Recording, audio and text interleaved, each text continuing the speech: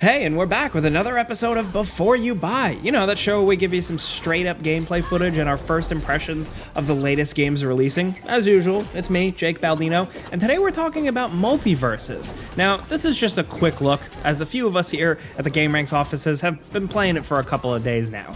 Now, what this is, it's a free-to-play action fighting game based on Warner Brothers properties. You know, from old Looney Tunes to DC characters to Game of Thrones and Adventure Time and LeBron. This is a two-dimensional chaotic battler with free-for-all and team modes and all kinds of wacky moves and taunts, and yeah, it is a Super Smash Brothers type of thing, but with Warner Brothers portfolio. And gameplay-wise, we don't quite know if we love it yet, but it ain't half bad. At least after diving in casually for a few days. It's free to play though, and it is technically an open beta, so a lot comes with that, specifically the free to play stuff. If you don't like that model, it is very much here, and it's going to get in the way of some of the fun depending on, your preferences.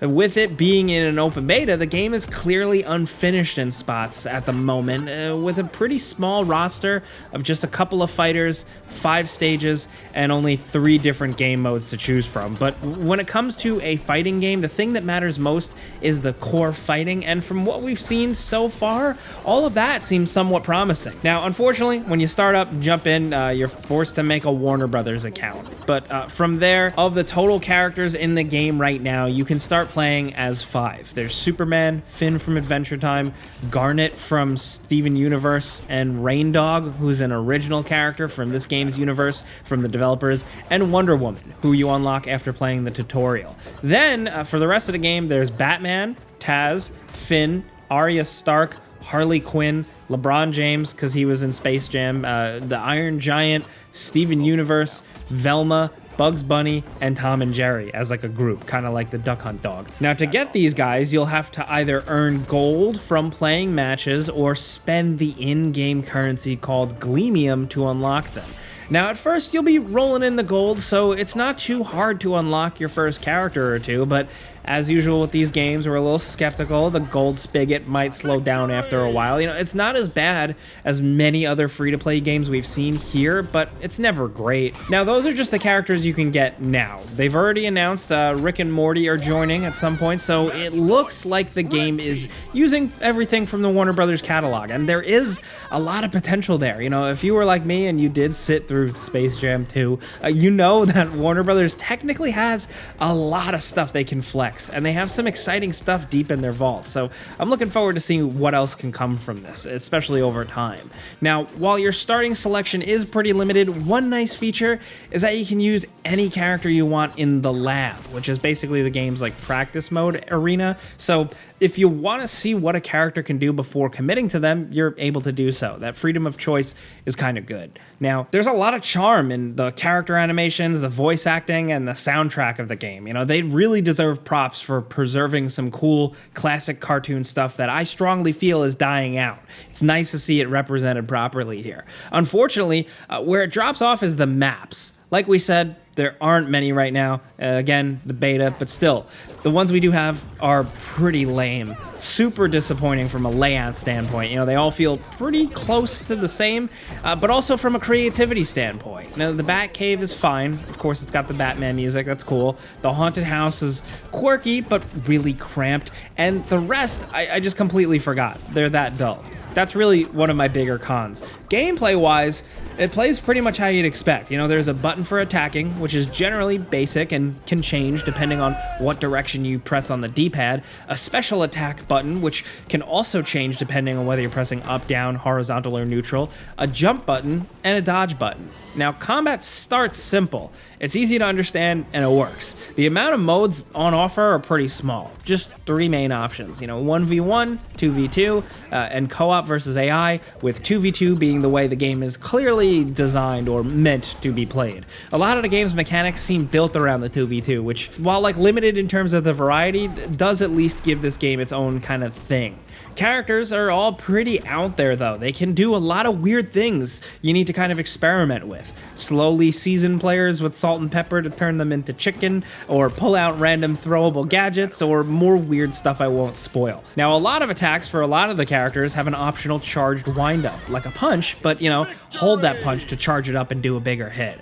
A lot of this feels really satisfying, especially when you couple it with some of the more unique special attacks. There's a lot of emphasis on the dodging too. You know, there's a neutral dodge, dodges to the side, or dodges in the air, and it leads to a great kind of give and take here and there, especially during 1v1. Now, in a way, some people I think can argue that it's all somewhat simplified compared to what you get in Smash, but right away, the combat does feel satisfying and chunky, really, but still responsive in good ways depending on who you're playing as. I don't know if it's like the most perfect thing in the world. Sometimes it manages to feel a little stiff in certain instances, but otherwise, pretty damn good and not cheap feeling. Now, of course, instead of having lives, the standard match just has whichever team knocks out 2 opponents first wins. Damage works basically the same as Smash Brothers, where hitting someone causes a number to build up over that character, and the higher the number, the more they get knocked back from attacks, and the more likely they are to get knocked off a ledge or into the edge of the map, which counts as a knockout.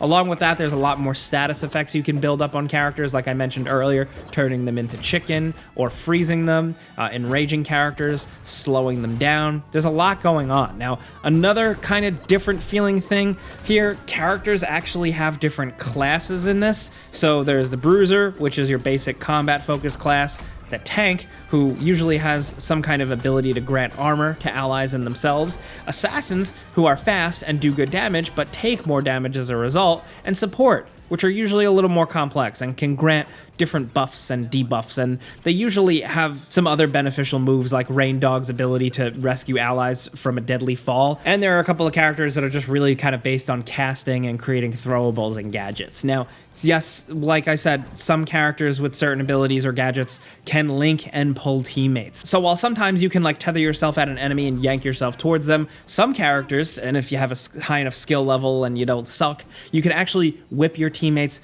back to you, which is great for, say, jumping far out to kick a character off the screen and then have your teammate pull you back to safety because your second jump doesn't quite make it. And I'm not gonna lie, that's pretty cool. The game shows it to you right in the tutorial, and you might not be pulling it off left and right, but it is a slick addition. Now, there is another aspect where teamwork comes into play.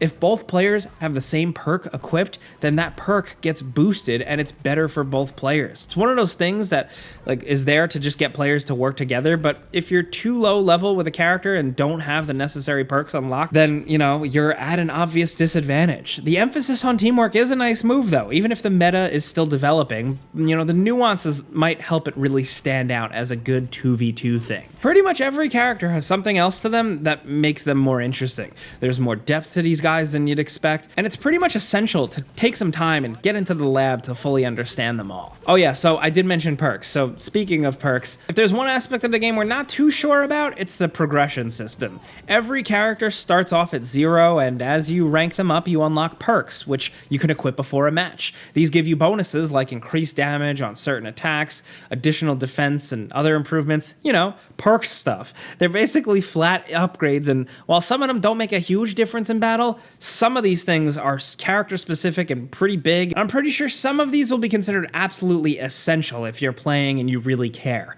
Now, unlocking characters, like we said, isn't too difficult as long as you dedicate some time to it.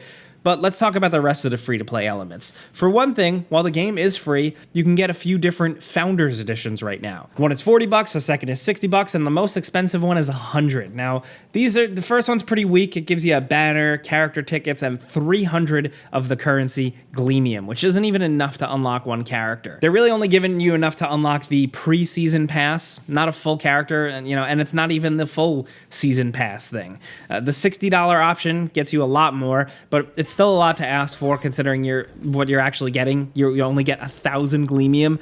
It's still kind of crummy considering that it only amounts to $10 worth of stuff. And here's how Gleamium prices break down. You get 450 for $5, you get 1,000 for 10, 2,200 for 20, and 6,000 for 50. It's a standard pricing scheme. You know, at least you can unlock characters with in-game currency, but if you want most of the alternate costumes and stuff, that's gonna cost you. Now, according to an article from Video Games Chronicle, it costs around $250 to get everything in the game that can't be unlocked with gold, which is a lot better than something like Diablo Immortal, sure, but it isn't great. If you want to just unlock all the characters without grinding for for gold, then that's expensive too. 70 bucks just to unlock everyone that's in the game currently. Now, I know it's not a fair comparison, but like there are tons and tons of fighters in the original roster for Smash Ultimate, and that was 60 bucks retail. Again, apples and oranges comparing full price to free-to-play ones, but this stuff is aggressive, and it just makes us wish that MultiVersus was a game you could just go out and buy instead of it being free to play. Every time I talk about this stuff, like all the stuff I just explained to you, how it's all broken down, my eyes glaze over. I hate this stuff. It's intentionally convoluted. It clutters the in-game interface. It's absolutely ugly when you fire up the game. All of it just kind of aggravates me. I'm not a rage gamer, but I'm not into this stuff. I don't want to give them any money for this. Now, if you can get past all that, or you just don't care about the free-to-play aspect, then there is a lot to like here. The most important thing, at the end of the day, is the fighting, and that's solid. Online play, the netcode, everything so far has also seemed to be pretty great. Hopefully in the future, we'll see more modes, characters, and especially stages, man, to really round things out. If the player base managed to hold even a fraction of the numbers it has now, because the game has been blowing up a lot, we've seen it on Twitch really popping off everywhere. If it does continue to hold that momentum, we expect to see it stick around, at least for some people, for quite a long time. But who knows where it's going to go? You never know with this stuff. How players take to it, how the meta takes to it, the community ultimately has to decide. And that's a before you buy. I give you some pros, some cons, and some personal opinion. So now we want to hear yours down in the comments. Did you jump into this as soon as it dropped? We're all playing at the same time here, so definitely let us know your first thoughts and reactions, because these were ours. If you like talking about games with us and appreciate this, all you got to do is click the like button. It very much helps us out. But if you're new, consider subscribing, maybe hitting that notification bell, because we put out videos every single day. But as always, thanks for watching. We'll see you guys next time.